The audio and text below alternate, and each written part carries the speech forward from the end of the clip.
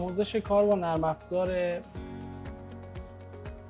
سم سینترون 7 برای کار توی پزشکی هسته‌ای تشخیصی اسپکتر رو داریم برای شرکت امایی. ما یه موقعی که صفحه رو باز می‌کنیم با یه همچین صفحه روبرو میشیم که اینجا امایی 7 نوشته شده. اینجا این صفحه‌ای که داریم پیشنت فایل، اسامی مربوط به تمام کسایی که پروتکل‌هایی براشون انجام شده، از اسکن‌های قلب، تیروئید، اسکن‌های کلیه و دیگر اسکن‌ها. اینجا همه بیماران رو ما اسامیشون رو با مشخصاتشون رو داریم. اینجا اگه دقت کنید اسم و فامیل نوشته شده، آیدی بیمار نوشته شده، تاریخ تولد، تاریخ اسکن و اینکه چه اسکن‌هایی، چند تا اسکن براش انجام شده نوشته شده. شما فقط کاپیه موقعی که این اسم رو انتخاب کردید روی دکمه قرمز بزنید، برای شما مشخص میکنه، میگه که یه همچین اسکنی گرفته شده و از این طرق شما میتونید اسکنش رو پردازش یا پروسس براش انجام بدید. اینجا هم شما میتونید اگر یک بیمار رو خواستید پیدا کنید، میتونید اینجا از طریق آیدیش، اسمش، تاریخ تولد، نوع اسکن یا هر چیزی میتونید اینجا پیدا کنید. از این تولبار اول بود که مربوط به پیشنت فایل بود. بعدی اسپکت که معمولا پردازش قلب رو، پروسس قلب رو، بیماران قلبی رو با این انجام میدن، با این گزینه اول است. پلنار معمولا اسکن‌های هول بادی رو، کلیه رو، تیروئید رو، لانگ رو با این انجام میدن. دیسپلی هم اسکن‌هایی که به صورت تکی استاتیک گرفته میشن معمولا از این قسمت انجام میدن. یوتیلیتی هم که مربوط به خود مشخصات دسترس و کارهایی که با اون انجام میدن. من این جلسه قصد دارم فقط یه پردازش کلی از قلب براتون بگم، البته بعد از آموزش‌های اولیه‌ای که رو صفحه اصلی داریم. یه همچین صفحه‌ای هم این کنار داریم که صفحه در واقع گرفتن اسکن بیمار. شما سه تا دکمه اینجاست، یه آف، یه آن، یه لارج. شما با زدن لارج یه صفحه به این بزرگی جلوتون ظاهر میشه.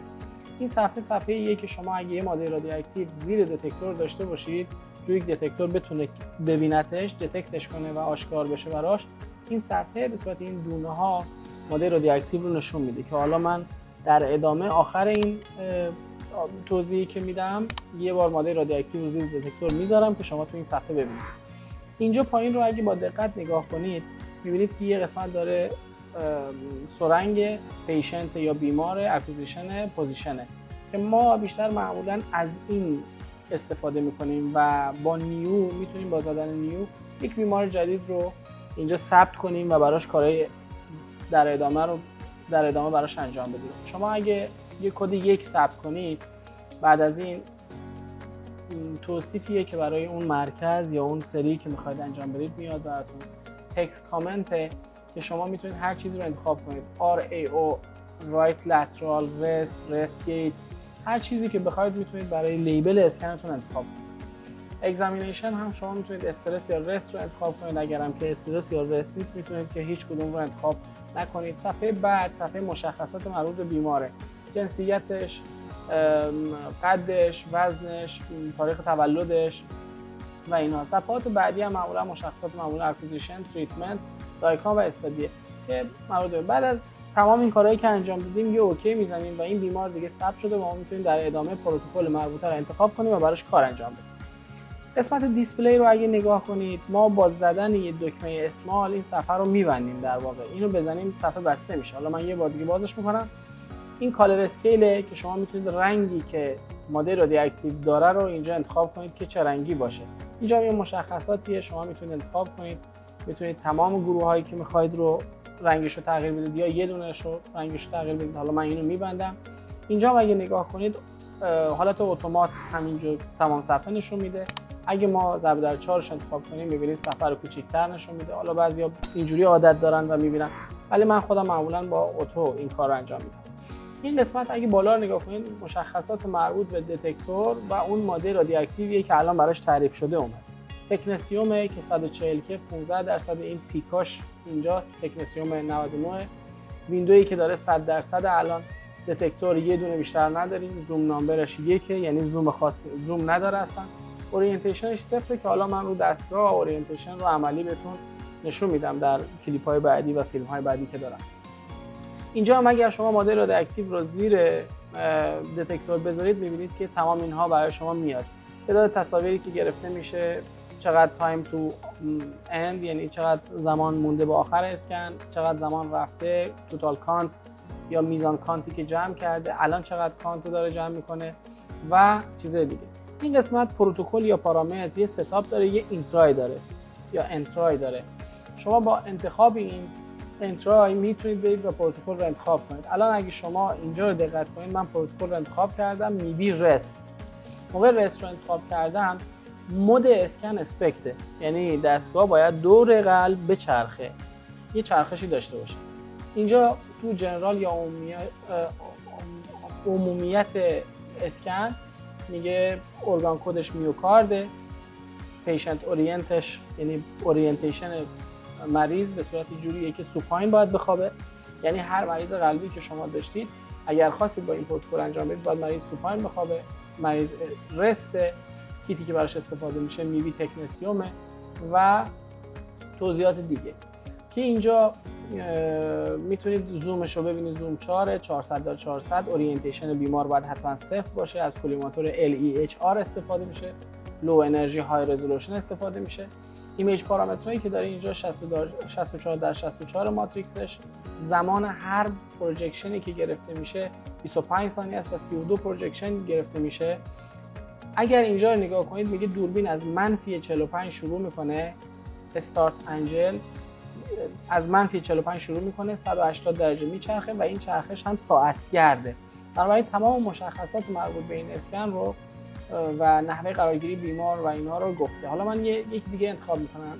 الان من میبی گیت استرس انتخاب کردم. گیت رو که انتخاب کردم دیگه مود اسکن میره به گیت، ولی تمام مشخصات قبلی تقریبا سر جاشه به جز اطلاعات مربوط به گیت که میگه بین 80 RR ویندو لاور لیمیت و آپر لیمیت بین 80 تا 120 رو باید بگیره بر ما و مشخصات دیگه تقریبا با قبلی برابر میکنه. حالا فرض کنید ما یه اسکن دیگه بخوایم انتخاب کنیم. بذارید من اسکن هول بادی رو انتخاب میکنم. هول بادی رو اگه نگاه کنید این اسکن برای اسکن استخوانه. اینجا مودش هول بادیه، میگه مریض باید سوپاین بخوابه. از MDP کیت MDP استفاده میکنیم و زومش 533 در 533. اورینتیشن بیمار 280 یعنی مریض دیگه مثل حالت قبلی که اسکن قلب داشتیم میگرفتیم و مریض سرش به سمت گانتری دستگاه بود یا دتکتور دستگاه بود، تو این اسکن مریض پاهاش به سمت دتکتور و در واقع سرش از دتکتور یا گانتری دستگاه بیشترین فاصله داره. از همون کلیماتور قبلی استفاده میکنیم. ویندویی که استفاده من قد طول اسکن 177 سانتی متر که بر حسب طول قد مریض، طول و قد مریض میریم 177 یا 180 یا کمتر و بیشتر انتخاب میکنیم. اسکن ولوسیتی یعنی شما هر دقیقه 13 سانتی متر از اسکن رو بگیرید. هر چی کمتر باشه بنابراین دتکتور زمان بیشتری رو لازم داره، زمان بیشتری در واقع از بیمار تصویر برداری میکنه و ماده رادیواکتیوش رو دتکت میکنه و تصویر رو با کیفیت بیشتری میده و برعکس.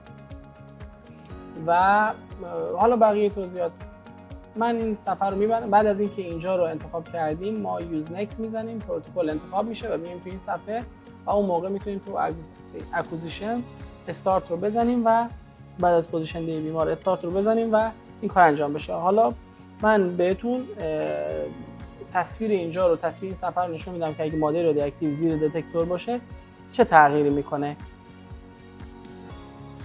خب من یه ماده رادیواکتیو تکنسیوم رو در شیلد مربوطه که از کنارها شیلد شده گذاشتم و این دتکتور داره از بالا این رو دتکت میکنه. الان اگه اینجا نگاه کنید اولا میزان کانتی، کیلو کانتی که اینجا برام نشون میده دیگه مشخصه، بیشتر شده، خیلی بیشتر شده.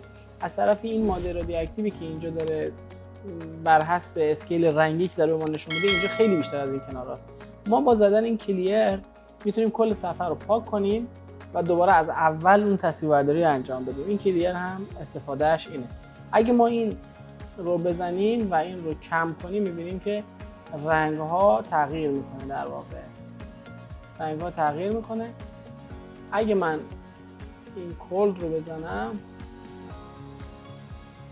این صفحه هم اینجوری نشون میده. شما میتونید پشت زمینه صفحه رو سیاه در نظر بگیرید یا حالا رنگ خاکستری در نظر بگیرید. خب در ادامه توضیحات کلی که در مورد پردازش و کلیت نرم افزار امایی گفتم برای بخش پزشکی اصلی اسپکت، یه توضیحاتی هم در مورد کار با خود دستگاه بهتون میگم. بیمار اگر جوری بخوابه روی تخت که سر بیمار سمت دستگاه باشه بهش میگن اورینتیشن 0-0، یعنی سر بیمار سمت شما فرض کنید که محور به سمت دستگاه، بنابراین موقعی که بیمار در راستای محور باشه بهش میگن 0 درجه. اگه بیمار جوری به چرخه که سر بیمار به سمت معکوس گانتری باشه یا دتکتور دستگاه باشه بهش میگن 180 که اورینتیشن هول بادی 180 بود و اورینتیشن قلب 0-0 بود، یعنی بیمار قلبی به صورت سوپاین روی تخت میخوابه و سر بیمار به سمت دستگاه. اگه اینجا رو نگاه کنید می‌بینید یه 12.8 که ارتفاع این تخته که ما میتونیم این ارتفاع تخت رو با دستگاهی که داریم که حالا در ادامه بهتون میگم اینجاست، میتونیم با گرفتن M و داون این تخت رو به صورت پایین و بالا ببریم. الان داره به سمت پایین بره. اگه نگاه کنید اینجا ارتفاع شده 9.14، ارتفاع تخت شده 9.14 که من ارتفاع تخت رو دوباره میارم به سمت بالا با گرفتن M و آپ.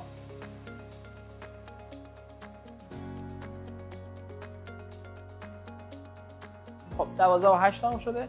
اورینتیشن اگه نگاه کنید 0-0 که من میتونم با حرکت دادن به صورت M و CW یعنی ساعتگرد، M و CCW یعنی پاد ساعتگرد این رو بچرخونم. اگه الان نگاه کنید می‌بینید به صورت پاد ساعتگرد داره میچرخه و اگه اینجا نگاه کنید دوباره به صورت ساعتگرد داره میچرخه تا الان اومده روی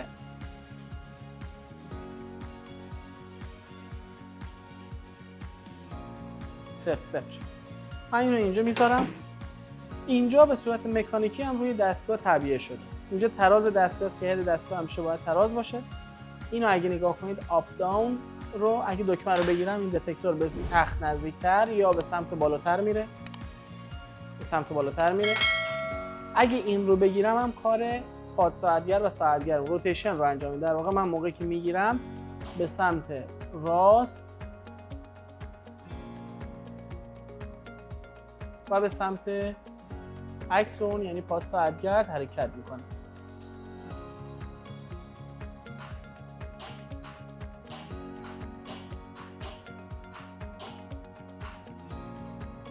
خب الان روی 1/10 درجه